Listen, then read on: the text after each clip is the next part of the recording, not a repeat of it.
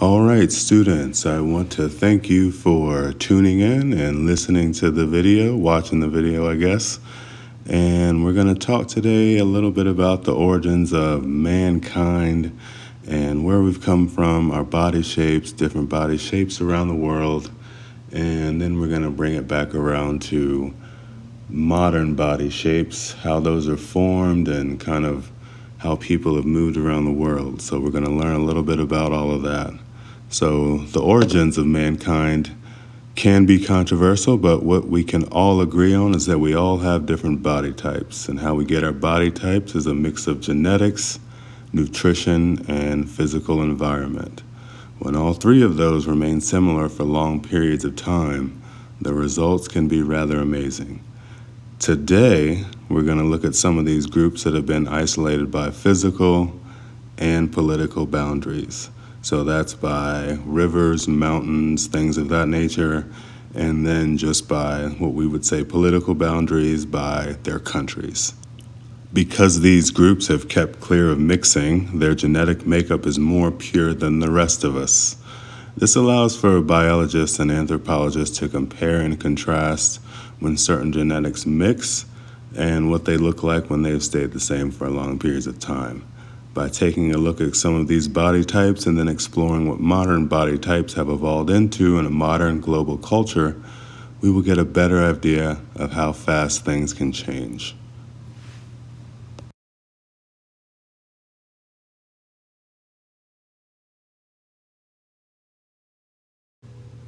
In this picture here, we can really see the size difference between a regular, can't tell, European man explorer in the Congo area.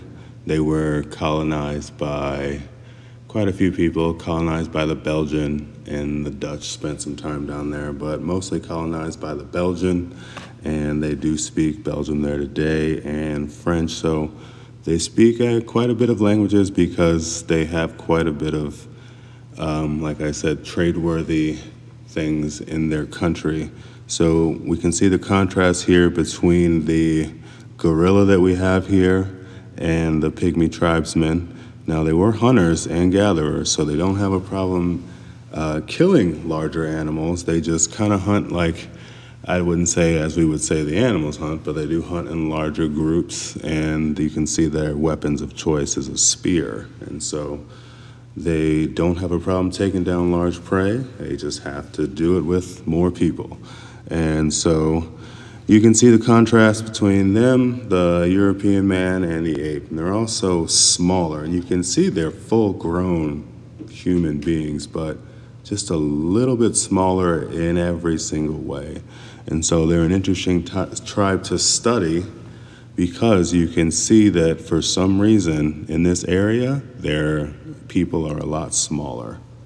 And we'll get into later on in class whether that's their environment, whether that's their genetics, or whether it's actually the way that they're functioning. You know, they're hunter and gatherer, so they're constantly moving. And, you know, the rainforest, you know, everything that they're having to do is on the ground. And so that might also have something to do with it. So we'll take a look at that in class.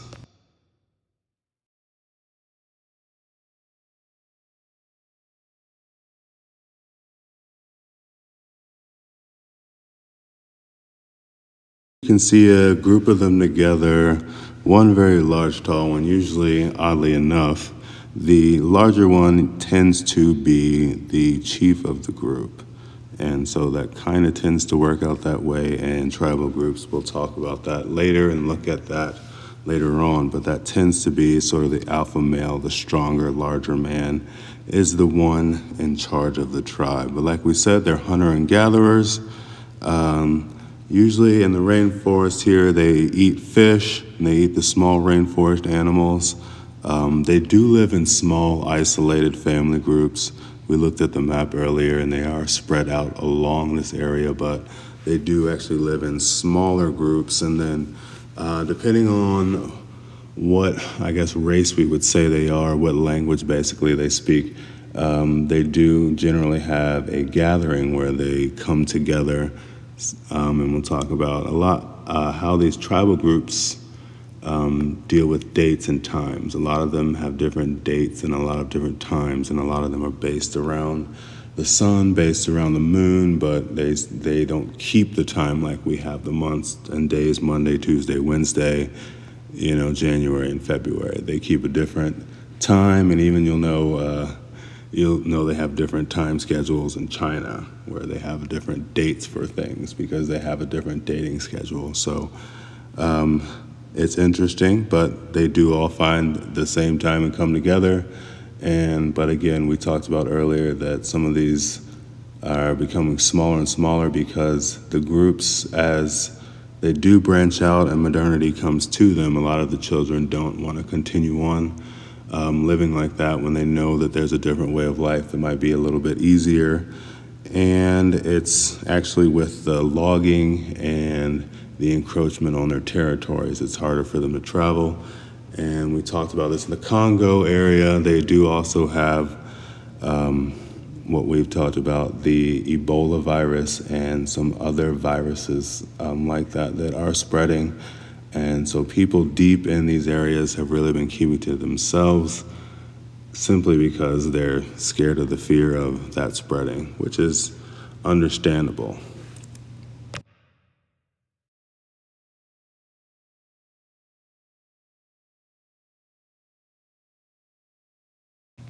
First, we're going to talk about the Pygmy tribes of Central or Equatorial Africa. They're located in what we would call the Congo today and some other countries scattered around this basin. And they speak of varying different languages that you can see here, but they all kind of come from the same group of people. As you notice, they're isolated here in this pocket of Central Africa by the rainforest. To the north, as we know, is the largest desert in the world, the Sahara Desert. And then there is a mountain range that goes over to the right of our left, if you're looking square at the screen here. And so they have been isolated and they've been kept away from most other people until colonization. And so the rainforest in general, people will look at some people in South America, but the rainforest folk tend to be a little bit shorter because of the lack of food and because of the lack of nutrients in what they're actually eating. And so when we looked at some of the rainforests earlier, we noticed that there are animals in there, but they're hard to get to.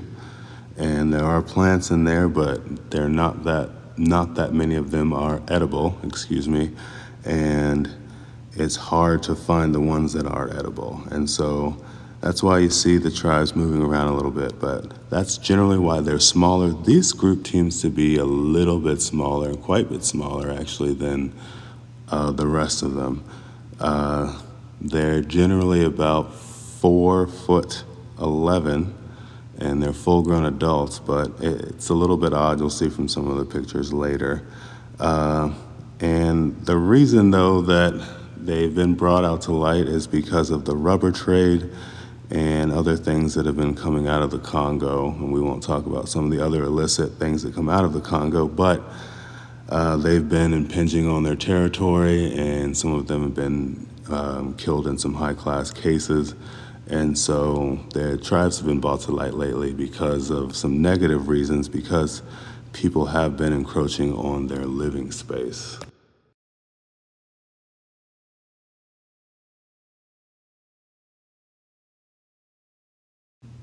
Next up, we're going to look at the Dinka tribe, not too far away from the group we just looked at, but the exact opposite, as you can tell. The Dinka tribe is one of the tallest groups of people in the world, and they're located in South Sudan.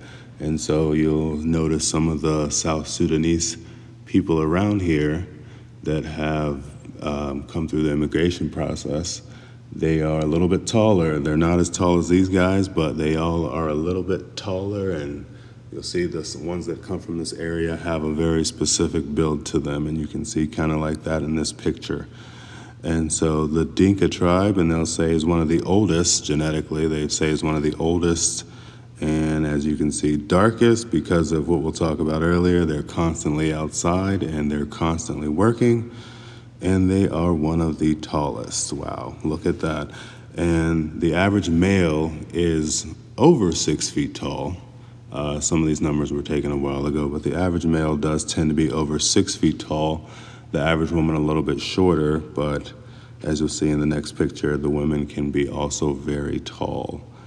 Many of the tribesmen have also been recorded over 7 feet tall, and we'll talk about some of the famous ones, but there's a large group of these men that are over 6'5", 6'6", 6'7", and they all kind of have the tall, skinny build to them. And they're warrior people, not as much so anymore because of the issues that they've been having there. They've actually been part of the problem with North Sudan. We don't call it North Sudan, but the North Sudanese coming down and raiding the villages, and they've had issues with that, and we'll talk about one of the more famous people from this area that has been speaking out about that. But that's one thing when, like we said in class, that when you start looking at people groups, you start to learn a little bit more about history, how those people got there, the people around them, the conflicts. And so you're not just learning about the Dinka tribe, right? When you start learning about them, you start learning about the North Sudanese, and then you start learning about the Muslim population there, and then you start learning about why they would be, coming down and attacking, and the history behind that. And we'll talk about that later in 2 classes from now, but that's where a lot of the African slave came from, the North Saharan people from the Sahara, we call it from Morocco and those areas, and Algeria would come down and to the South Saharan area and raid a tribe, raid a group, and they would take them and sell them off. But that's an issue that we'll deal with in 2 classes when we talk about people movements and slaves in the modern African American.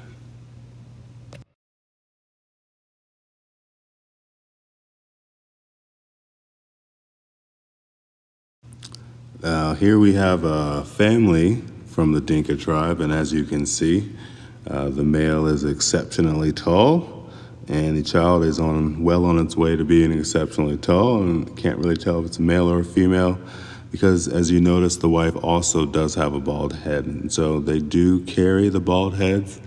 And sometimes you'll notice some of these tribes in the African plains that are open like to carry a bald head because, as you can imagine, that a lot of hair on your head can be hot. I can attest to that. I am from Virginia in the South. It can be kind of hot with a lot of hair on your head. So some of that is genetic. Some of it happens genetically because so long they've been out there and that's what's taken over, and some of it's their environment. So you will see a lot of these males and a lot of the women have bald heads, and they don't particularly have to constantly shave them. And so they're famous for sheep herding, and they are famous for goat herding also. And so they're herdsmen, and then they are also hunter and gatherers. They're more herdsmen and farmers now, but they were at a time when there were more animals in the area, known for their hunting and gathering. And they were actually known for being very fierce warriors and for their hunting skills. But after colonization and we would say deforestation of their area, they have lost many of the animals and lost many of the environment that they historically were used to. And so they have a small diet of meat that consists of their goat meat. They do carry chickens as usual, and they do sometimes eat the sheep. So it consists of the meat that they're herding and whatever vegetables they can grow on the land that they have. But as you can see, the land that they live on is kind of arid, and the homes that they live on are pretty bare and rudimentary. Sometimes they'll have something made out of mud, but usually in this area, it's a brushy area, and so they make things out of as you can see, the small wood sticks.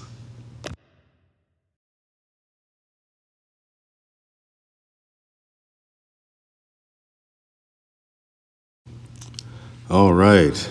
And pretty sure that many of you are too young to remember a movie called The Air Up There. But basically, it's Kevin Bacon in a situation like this with some tribesmen in Africa, the size of this man here, Manute Bol. And he tries to convince him to come to America to play in the NBA. And here we do have, it was basically a real life situation. His name is Manute Bol, and he is the second tallest person in NBA history next to, however you would like to say it, Jorge Marisan from Georgia, the country of Georgia, and he was just a little bit taller than his 7'7", almost 7'8". So Manute Bol, second tallest player, and like I said, he is an activist for South Sudan. Was very active in helping to, I guess, bring light to the issues that they were having and the necessity for them to have their own government because the North Sudanese government wasn't basically looking out for them and having their best interests.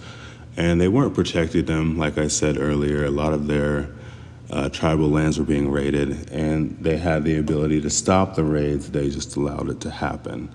And so, like we talked about earlier, and we'll talk about later, what resources play in global conflicts and global movements of people.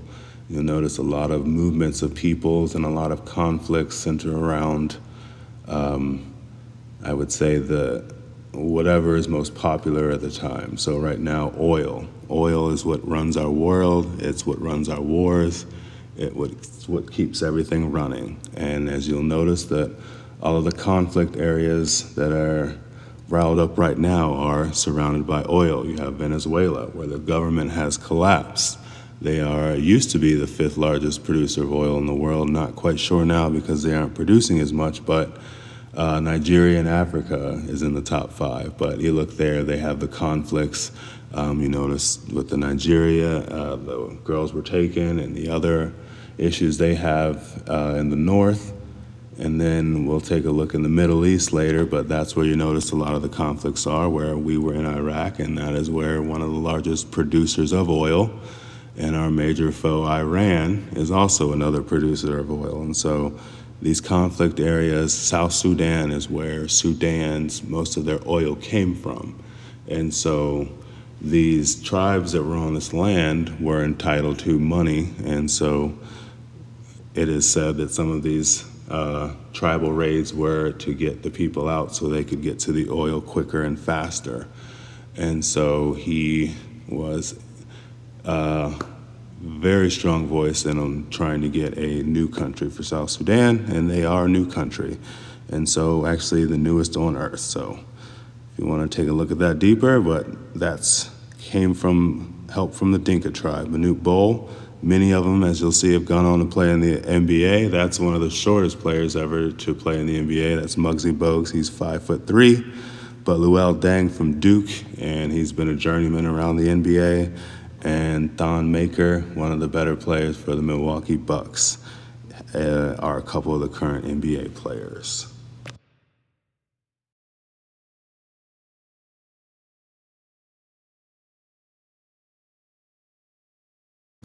Next up, we're going to talk about the Eskimos, or one group called the Inuit, and they reside in northern Alaska and the northern parts of Canada.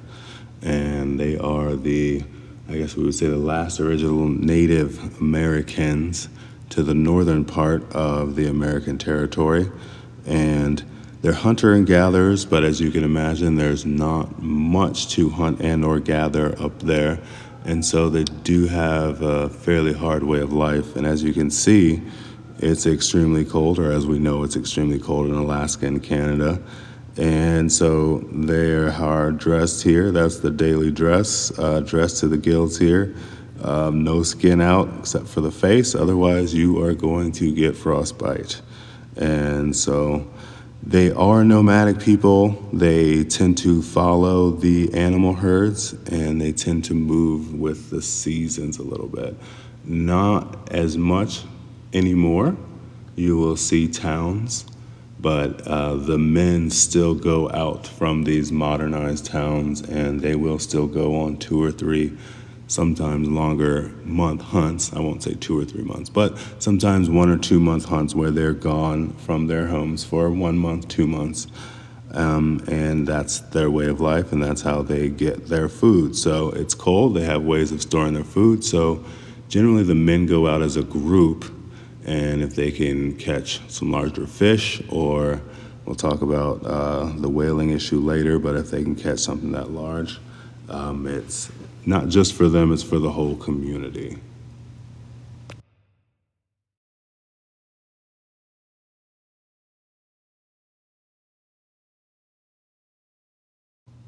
As we can see here in this next picture, their world revolves around ice and the sea ice. And so as the sea ice goes and as the ice goes, that's how they go. And as you can see, when the males go out to hunt, this is what they live in. They build themselves what they call an igloo. And in the igloo, you can see them with a large knife chopping up blocks of ice. And they will take these blocks of ice, put them together, tightly formed fit, and then this isn't obviously the finished form. You've seen them where they're round. Once they have them squared off like this, and they have the hole to have to air movement, they'll go around and they'll smooth it out. But the males, not saying the women can't, but the males out on their hunts have perfected this technique over the years. And so if you've ever been in one, I have not had the chance to be in one, but I hear that they are warm enough once you get one going that you can't even, you can obviously tell how cold it is outside, but they're warm enough where when you're in these temperatures, -30, -20, we're out here in South Dakota, you've all been in temperatures like that, they can live in a place where there's no electricity, heat, or anything like that. So it's amazing as we've looked at some of these tribes and some of these people groups that are living outside in the elements, outside in the heat, and here we have outside in the cold, but they've found ways to live.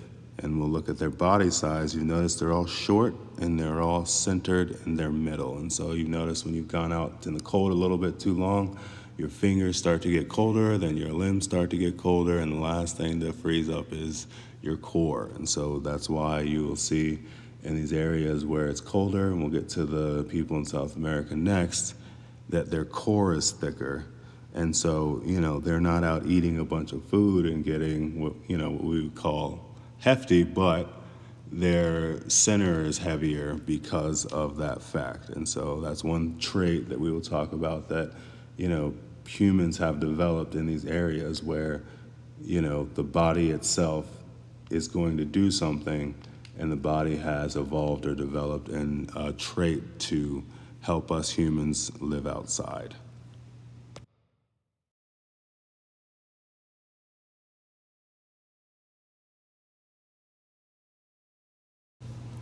One of the main problems that they have is that children are leaving the communities as they get older, and they see the more modern trappings as they get the internet and they get television, and they see how the people we would say in the lower 48 live. They start to see that life and they realize that it might be a little bit easier, a little bit warmer, and a little less harsh. And so they have a problem with the children leaving, and they have a problem with adults leaving. And so the natural way of life that they have lived over the years is dying off, and their languages are dying off. And that's one of the problems that we deal with in a modernized culture where the climate is changing and people are changing and the things that they need are changing. And so this group of people is struggling, and we'll see how they make it. We continue to support them as a government, and the Canadian government does a good job at supporting them. But, as the sea ice starts to deplete and the animals get lesser and lesser, it's harder for them to continue on that way of life. And so they are so isolated, and, one bad winter or one bad harvest as much as they can, and if they don't have enough provincials, they won't make it through the winter. And so that's one of the major issues that they're dealing with, but they seem to be in a good enough place that they're going to at least be able to continue on as far as we can see, keeping on with this natural culture.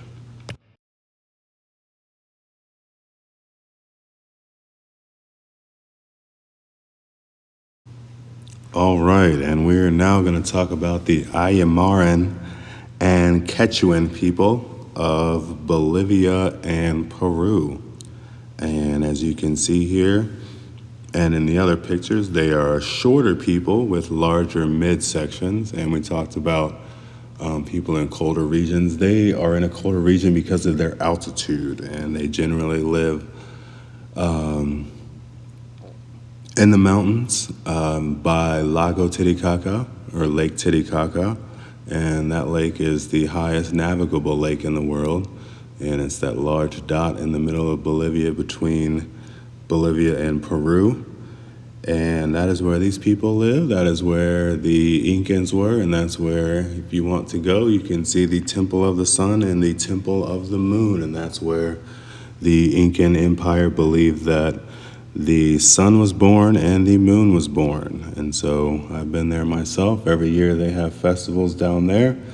And you can just get a good look at natural history and how they still reverence the sun, reverence the moon, reverence the earth, reverence this lake, and all that sort of stuff. So they are a very historical people, and they still hold their religion and their history very dear to their hearts. And so the reason that they have these sorts of bodies is because, well, they eat a lot of what we would call, alpaca. They have goat, and they eat chicken meat. So the alpaca is an endangered species now, so not as much, but they do eat llamas. So they have llama and alpaca, same family, but the llama's a little more abundant. The alpaca was hunted for the Spanish for its fur, because its fur is very beautiful, very soft, and very warm. And so if you get a chance to get some alpaca, it is very warm and it's going to be very good for you.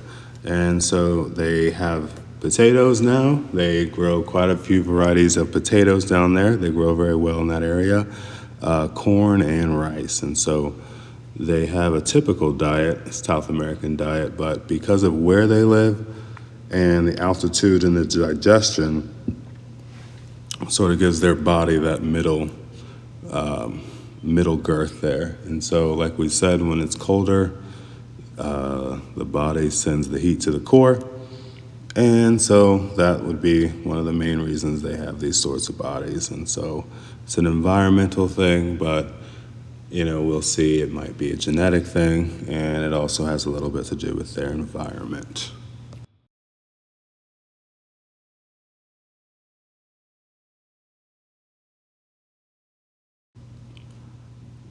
They were originally hunters and gatherers living in small family tribal groups. But since the Westerners have come in and hunted most of the animals that they ate, not to extinction, but to a lower level, and sort of changed the way that they lived their lives, there was a large amount of slavery, and if you go down there, you'll see there's a large amount of deforestation, and a large amount of the environment that they had based their lives on for hundreds of years was destroyed. And so they had to change and make a new way of life. And so you'll see that contrast now, where they're just beginning to find that new way of life, and they're starting to take hold of their indigenous roots, so much so that even the first indigenous leader since Spanish occupation was elected. His name was Evo Morales, but he was the first in their country and sparked, I would say, indigenous movement across South America and even in Eastern Asia, where the indigenous populations, they kicked out the rule during World War II and some of the subsequent wars, but it was still the leaders and, the people that they left behind were ruling, sort of the ruling systems. But this is one of the first places where the indigenous group has retaken their land.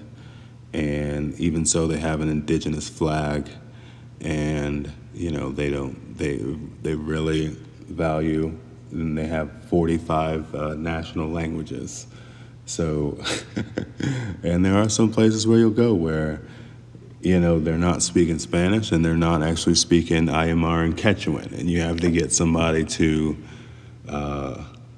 interpret what they're speaking into Aymara and Quechuan, and then have that into Spanish and then back into English. So sometimes you're going 3 languages over, even in 2018. And so it's an interesting concept with the Aymara and the Quechuan. They're the same people that the Incans were, but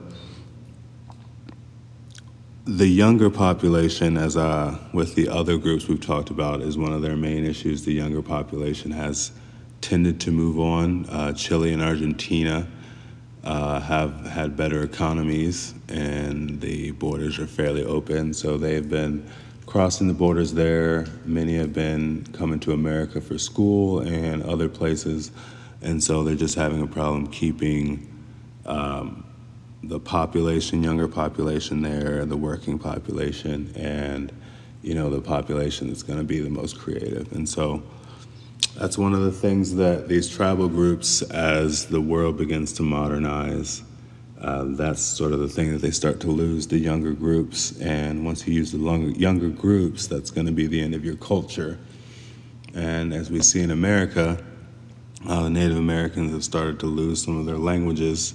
And as you lose your language, you lose your history. And a lot of these languages, we say that tribal languages are spoken and not written down per se. And so once the spoken part is gone, then the language part itself is gone. And so the history is gone. And so they've done a good job of writing it down and keeping it. And even the Spanish themselves did a good job of keeping the history of the Aymara and the Quechuan alive. And so that's a look at some of the few people groups, tribal people groups that we say have been isolated, and a look at kind of what they look like, how they work, just a quick look. And I want you to take a little bit deeper look into some of these, and that's going to be your part of your work, is that you're going to take an in-depth look into one of these cultures that we've talked about.